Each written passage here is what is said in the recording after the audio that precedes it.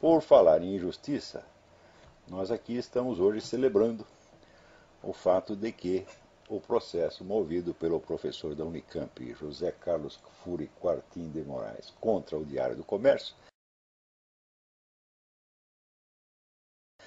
na pessoa do seu diretor da redação, Moisés Rabinovich, foi extinto pelo Tribunal de Justiça de São Paulo, pelo fato de ter sido movido com base na lei de imprensa, a qual não vigora mais, já foi declarada inconstitucional. Então o processo foi simplesmente extinto.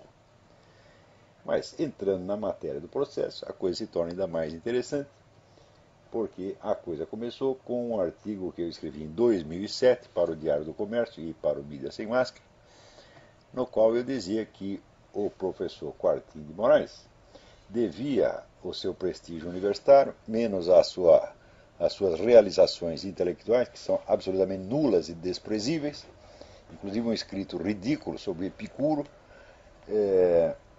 do que a sua condição de assassino político, que em certos meios dá um prestígio danado. E esclareci ali que ele tinha sido condenado 30 anos antes, em 1977, mais ou menos 30 anos, não lembro a data exatamente, como um dos mandantes do assassinato do capitão americano Charles Chandler. Na época a desculpa era que o sujeito era da CIA e tinha ido lá para dar aulas de tortura. Veja que coisa mais absurda, né? A história já é a história da carochinha, né? Quer dizer, imagine se a CIA, né, vai delegar num sujeito do exército, né? O camarada é do exército, o que está fazendo a CIA, né?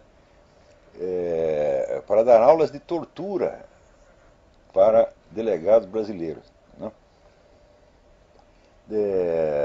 Eu sei que fuzilaram o cara, assim, pelas costas, incluindo na frente do filho, o filho e a mulher estavam lá vendo, um negócio de uma covardia extraordinária. E eu dizia ali que o Quartim de Moraes tinha sido condenado por esse crime. Imediatamente ele reclamou, publicou um artigo dizendo que essa é uma calúnia direitista sórdida, que ele nunca tinha estado envolvido neste crime e que ele tinha sido condenado por uma coisa completamente diferente. Querem saber? O que ele disse aí foi verdade. Ele de fato foi condenado por outra coisa completamente diferente.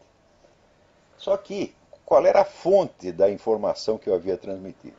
Da onde que eu tirei a ideia de que o Quartim de Moraes tinha sido condenado pelo assassinato do capitão Chandler? A fonte, meus amigos, era o próprio Quartim de Moraes, que numa entrevista dada ao jornal da Unicamp, em 2001, havia se gabado do seguinte, ele dizia literalmente o seguinte: essa ação, quer dizer, o assassinato do capitão, me rendeu 2 anos de cadeia. Bom, eu li aquilo e quando é que eu ia imaginar que um professor universitário ia ser palhaço bastante, né, para se atribuir um crime imaginário, né, só para se exibir perante aquela putada esquerdista do auditório estudantil da Unicamp. Eu não podia imaginar que o cara fosse louco a esse ponto, mas ele era. Então ele disse isso. Resultado, você vê, o sujeito inventa uma mentira, tá certo? E depois acusa de mentiroso quem acredita nela e de boa fé a repassa. Quer dizer, a coisa é de uma vigarice, de uma sem-vergonhice imensurável, da qual só esquerdista é capaz, né? Só comunista consegue fazer um treco desse. Né? Bom, acontece que nesse ínterim, quando ele começou a reclamar, eu falei, eu vou esperar um pouco, vou ficar quieto e ver até onde ele vai com essa palhaçada. Né? Como diz, dei linha para o peixe. Né? Daí ele insistiu, continuou reclamando, saiu um editorial furioso no vermelho.org, jornal do partido PCdoB,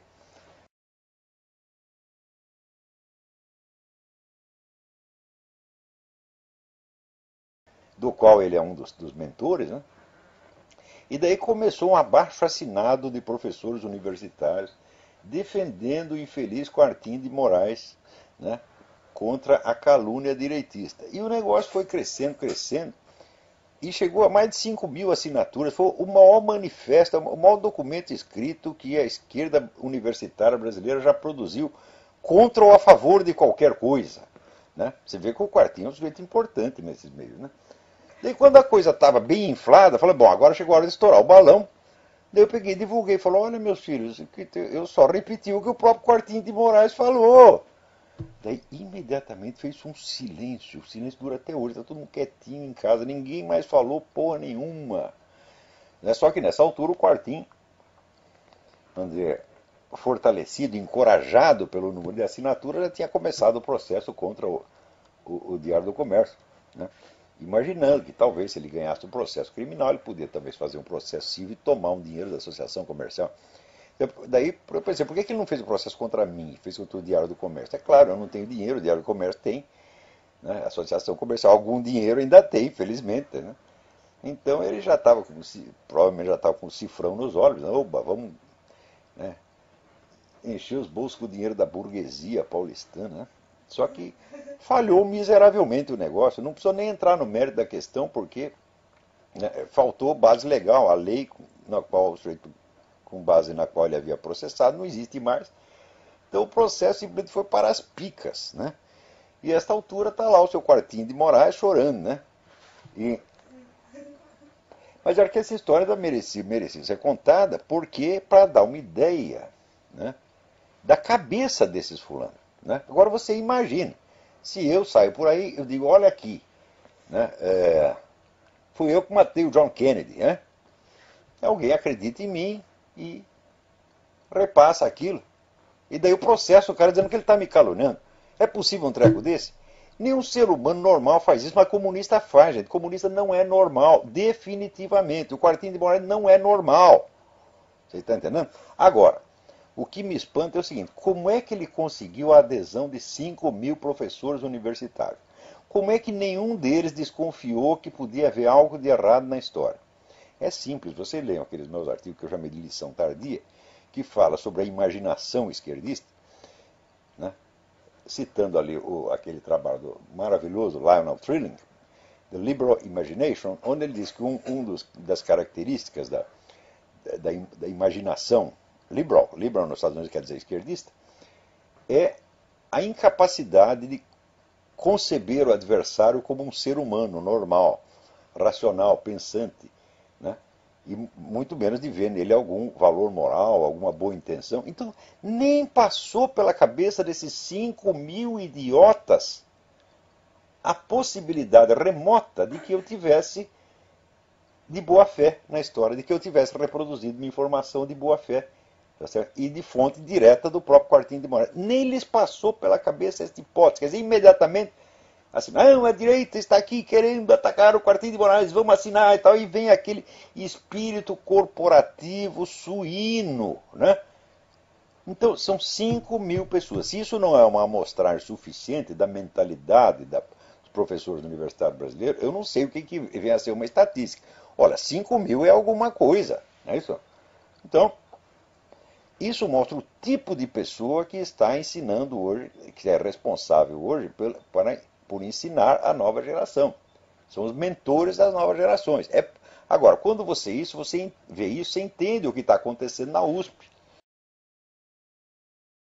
Porque os alunos desses filhos da puta, tá certo? Desses canalhas incompetentes, vigaristas intelectuais, tá certo? Só podem fazer o que estão fazendo. O negócio é entrar, depredar tudo, querer fumar maconha lá dentro, querer fazer suruba na reitoria. Essa é a mentalidade, meus filhos. Quer dizer, a mentalidade politicamente correta, tá certo? Odientamente anticapitalista, resulta nisso aí. Não só anticapitalista, como anticristã. Na verdade, esse negócio de anticapitalismo, isso é tudo uma farsa.